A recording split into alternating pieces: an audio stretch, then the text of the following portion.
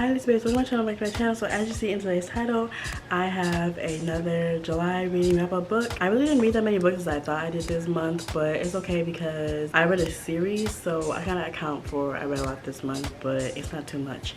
So before we get into this video, please give it a like, comment, subscribe, turn notifications because I'll do on Monday, Wednesday, and Friday. And with that, let's get into the video. Alright y'all, so we are about to get into it. I only have 5 books this month. Like I said before, I did read a series, so I didn't read too much, but like I read enough basically. So the first book that we are gonna get into is the first book of the series that I read. So this is the first book that I read. It is called Winter in Paradise by Ellen Hildebrand. Y'all know that I have read a ton of Ellen Hildebrand books, and I continue to read her St. John's series because I just love her as an author and I love the way that she writes, so I wanted to continue read some more of her books. So this was about a lady, her name was Irene Steele. She really had like a perfect life. She had 2 sons and a husband who loved her and like loved to do different things. He was adventurous and whatnot, but her husband had a job where they required him to travel a lot, so he was away on business and he was actually in a plane crash. And the lady Irene had to process the news, and she was trying to figure out why was her husband in St. John's when he said that he was going to be in Florida. So the lady and her sons went down to St. John's to figure out what happened. And I believe I included this book in my last reading haul, but I'm gonna do it again because I swear I could have told y'all about this book. But she went down to St. John's and she was basically putting the truth about his life, because he apparently had a double life back in Iowa and in St. John. So the first book was really about the death and her finding out about what happened. Second book is called What Happens in Paradise. The second book was more about, she's heard about the loss, she's heard about everything that's happened, she knows about the family and the daughter that he had and all of that. Now this is kind of the recovery stage in her life. She left St. John, but she really wants to go back to St. John because she really fell in love with the tropical life on the island. So this one is kind of about where it's kind of like the coping part in her life, and this was really good. Both of these books actually read the mind of each of the characters. So we heard the story about Irene, about her sons, about the second family on St. John. You kind of just got everybody's perspective about what happened in the incident. And the last book, y'all, this one was Troublesome Paradise. She actually left the United States to live in St. John in this book, and this is when she kind of had a romantic relationship with one of the people on the island that was tied to the husband's lover. And it's kind of interesting that the family from the United States kind of like uproots their whole life to go back to St. John and live and kind of like date the people on the island. I don't know, like me personally, I wouldn't want to do anything, be anywhere near St. John where my husband had a secret life. But after she gets over her husband's death, she starts to turn a new leaf for herself, but there's a lot of FBI drama. So really the husband wasn't as clean as you think. He was with somebody that was doing some dirty dealings, and the FBI was really out for any information that they could get about the husband and then the big boss, which they actually did track down. So really all the secrets adding up from the first book is unraveled in the last book. And I did enjoy this last book because there was a hurricane or a really bad storm, I believe, on St. John, and Ellen actually introduced this in this book. So I think it was kind of cool to see how she put like real issues in a story that could actually relate to her story. It actually took me a really long time to get through this whole series. I think in this book I was just kind of like dragging through it. I was kind of like tired of the book because it was kind of like the same stuff going on. Like the book kind of was a little bit too slow for me. Like, yeah, he died and it was just like a lot of logistics about what really happened, but I don't know. I really didn't. I liked the book, but I really didn't like 100% enjoy it because it just took me so long to get through it and to get to the end. And even though she included that hurricane, like that real history in the book, I feel like you shouldn't introduce new stuff in the book. I don't know. Maybe that's just me because then I get so confused about like what actually is happening.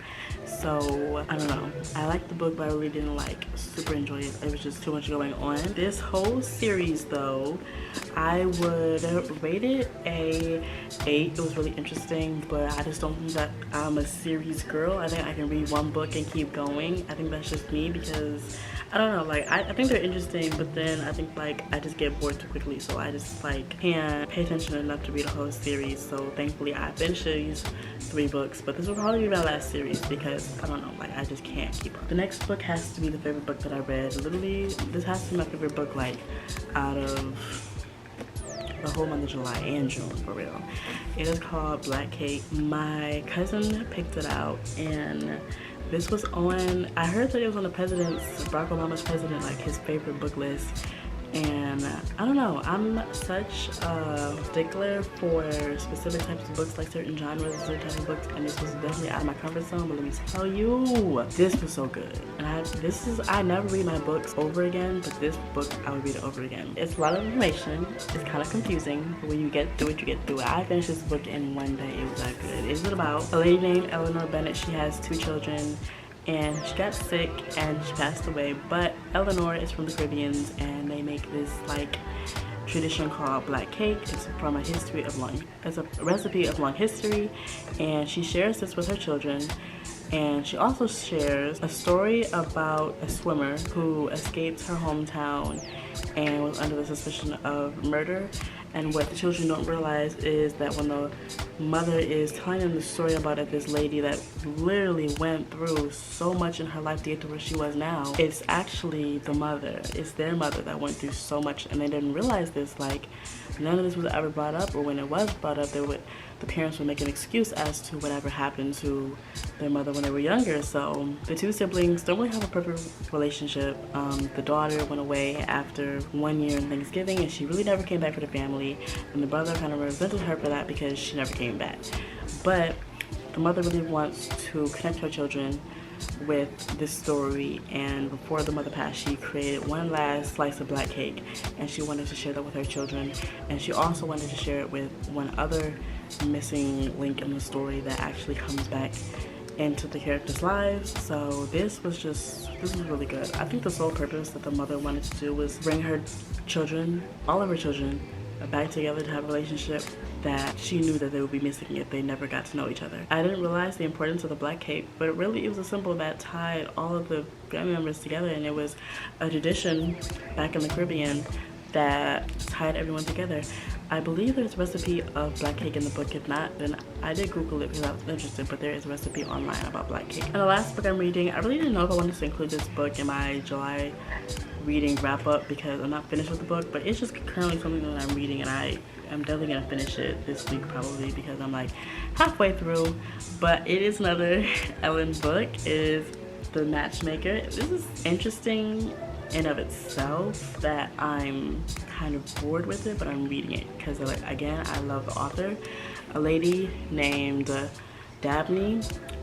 She's a matchmaker. She's been matching couples up for like years now. She's done like 40 couples, and she's kind of in a pickle herself because she's had this lover for 35 years, her first boyfriend, like literally her first everything. He's coming back to the island of Nantucket, and they broke off their relationship years ago because he was kind of somebody that wanted to get away from Nantucket and be off the island, but Dabney could not go with her husband or with her boyfriend because she has this phobia of leaving home. So she raised her child literally by herself without her boyfriend, and she continued her life to marry somebody else. And now she's trying, I think she's in the middle of debating who she really wants to be with, because she can tell when a couple is going to be a perfect match. She's like this pink aura of light, and if it's a bad relationship, then she sees this green fog. So she can tell when a relationship is going to be good or bad.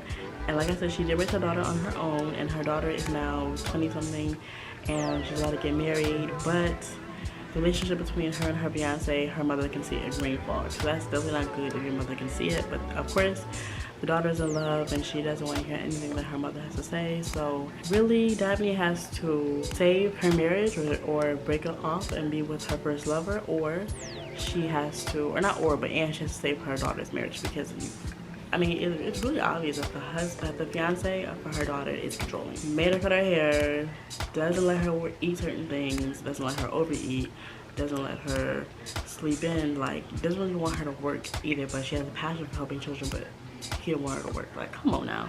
That is controlling, and I would never want to be with a man that controls me. No. So I mean, I'm reading it, I'm enjoying it, but I'm really ready for something else. I'm gonna take a break on the Ellen books because I've read so many, but it's a good book. I did want to read one more from her, but I don't know if I'm gonna get to it now or later because I can't find it. But maybe we'll get back to her writing a little bit later. I don't know. And I would rate this book right now a 7. I mean, it's good, but I'm kind of like dragging through it right now. I really just want something different to read, but I mean, it's good. Those are all of the books that I read in the month of July. I really didn't read many books, but I tried to get through that series, and then those 2 other new books that I'm reading now. I mean, as a whole, these books were good, they were okay. I'm really excited for the month of August because I cannot wait to pick up a new book. I feel like I haven't gone to the bookstore in so long, so I'm super excited to go. But yes, I do hope you guys did enjoy this video. I will be linking all the books in my Amazon storefront if they are available on Amazon. I'm pretty sure they are. But I do hope you guys did enjoy. Please give this video a like, rate, comment, and subscribe to the post notifications because I've been uploading on Monday, Wednesday, and Friday. And with that, thanks for watching, Lisa babes.